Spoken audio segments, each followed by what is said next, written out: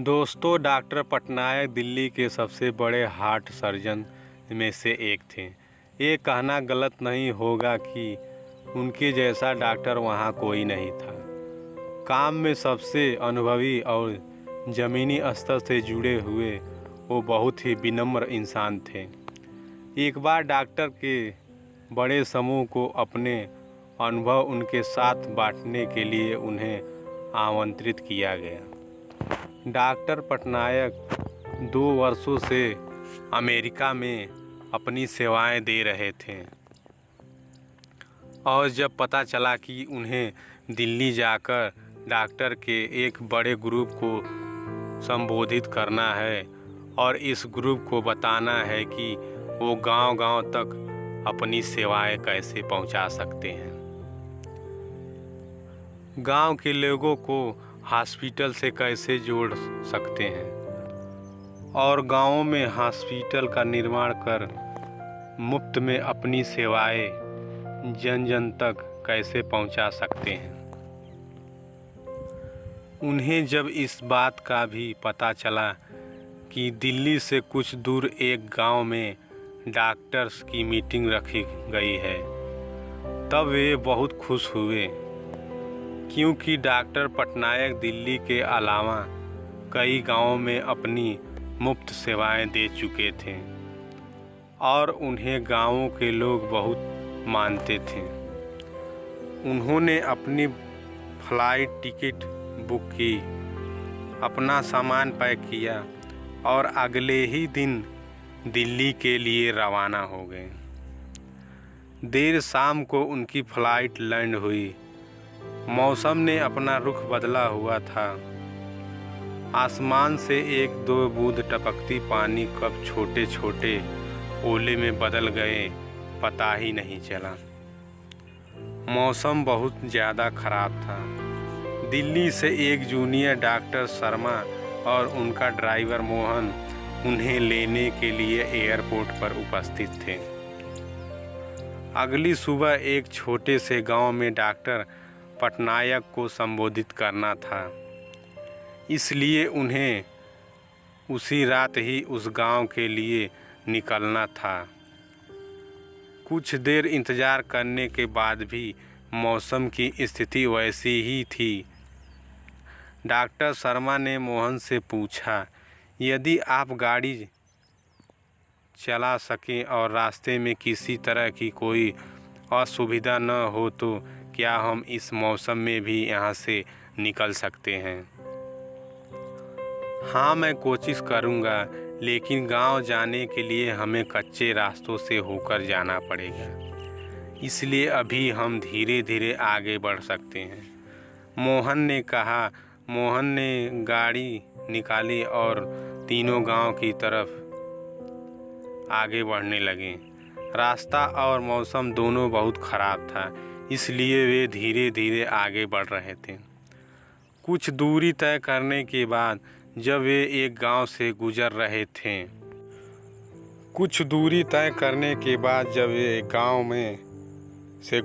थे तब मोहन को महसूस हुआ कि उसके गाड़ी का एक टायर पंचर हो गया।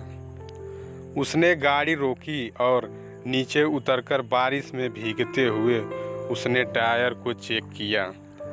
टायर पंचर था। उस गांव में बहुत अंधेरा था। मौसम खराब होने के कारण वहां बिजली नहीं थी, लेकिन मोहन ने देखा कि पास ही के एक घर से रोशनी आ रही थी। मोहन ने डॉक्टर पटनायक और डॉक्टर शर्मा से कहा कि सर, गाड़ी का टायर पंचर है और टायर बदलने में समय लग सकता है, इसलिए गाड़ी से उतरकर हमें पास के घर में अभी कुछ समय रुकना होगा, क्योंकि ऐसे बारिश में टायर बदलना भी संभव नहीं होगा। दोनों डॉक्टर गाड़ी से नीचे उतरे और पास के ही घर की तरफ, जहां से रोशनी आ रही थी, आगे बढ़ने लगे। उन्होंने घर का दरवाज़ा खटखटाया, लेकिन अंदर से किसी भी तरह की कोई प्रतिक्रिया नहीं हुई। उन्होंने इस बार फिर दरवाज़ा खटखटाया और अब की बार दरवाजे पर एक बूढ़ी अम्मा थीं जो बहुत उम्र की लग रही थीं। माँ जी, हम शहर से आ रहे हैं। मौसम बहुत ख़राब है और यहाँ हमारी गाड़ी भी ख़राब हो गई है। यदि कुछ समय तक आप हमें यहाँ रुकने दें तो आपकी बड़ी मेहरबानी होगी। डॉक्टर शर्मा ने बूढ़ी अम्मा से कहा, क्यों नहीं, आप सब अंदर आइए, मैं आपके लिए चाय बनाती हूँ। बूढ़ी अम्मा ने जवाब देते हुए कहा, ये बिस्तर पर यह छोटा बच्चा क्यों कर्रा रहा है? इसे क्या हुआ? डॉक्टर पटनायक ने बच्चे की कर्रा सुनी और बूढ़ी अम्मा से पूछा, अब क्या बताएं साहब, गांव में हॉस्पिटल की सेवाएं नहीं हैं। हर छोटी बड़ी बीमारी के लिए शहर जाना पड़ता है। यह मेरा इकलौता पोता है। शुरुआत में इसे खांसी थी, धीरे धीरे इसकी छाती में दर्द होने लगा और जब मैंने इसके इलाज की प्रक्रिया पता की तो मुझे पता चला कि मेरा पोता एक बहुत बड़ा बीमारी से जूझ रहा है। इसके हार्ट में बड़ी समस्या है। कुछ डॉक्टर्स ने बताया कि दिल्ली के एक मशहूर डॉक्टर हैं जो आजकल अमेरिका में रहते हैं और कभी कभी ही दिल्ली आते हैं। वहीं इसका इलाज कर सकते हैं। इलाज में भी बहुत खर्च है। मेरे पास इतने पैसे नहीं कि मैं अपने पोते का इलाज करा सकूं।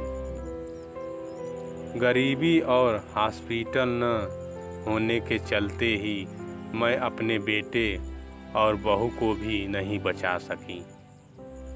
वो भी बीमारी से लड़ते हुए ही चल बसे।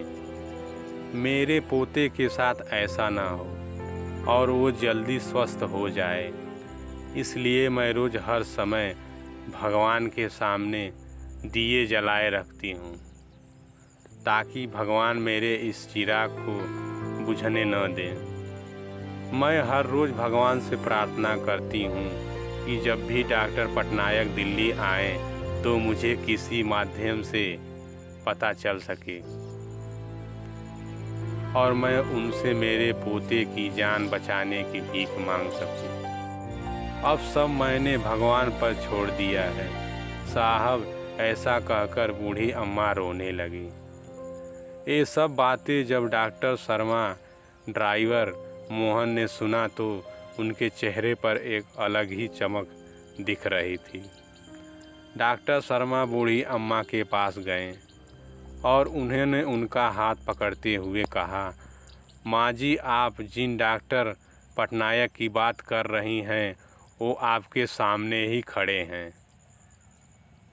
डॉक्टर पटनायक ने बूढ़ी अम्मा से उनके गांव वाले कार्यक्रम के बारे में पूरी बात बताई और यह भी विश्वास दिलाया कि उनके पोते का वो मुफ्त में इलाज करेंगे और गांव-गांव तक चिकित्सा की सेवाएं पहुंचाएंगे। यह सुनने के बाद बूढ़ी अम्मा को विश्वास हो गया कि इस दुनिया में विश्वास कितना ज़रूरी है और उस भगवान पर विश्वास कितना ज़रूरी को कबूल करते हैं। अगली सुबह सभी डॉक्टर्स को डॉक्टर पटनायक ने संबोधित किया और उन्हें गांव-गांव में हॉस्पिटल और चिकित्सा से जोड़ने के लिए हर संभव प्रयास जो वो सब कर सकते हैं इसके लिए कहा। बूढ़ी अम्मा के पोते का इलाज हुआ और वो अब स्वस्थ है। गांव-गांव तक डॉक्टर्स पहुँचे और हॉस्पिटल खुलने लगे।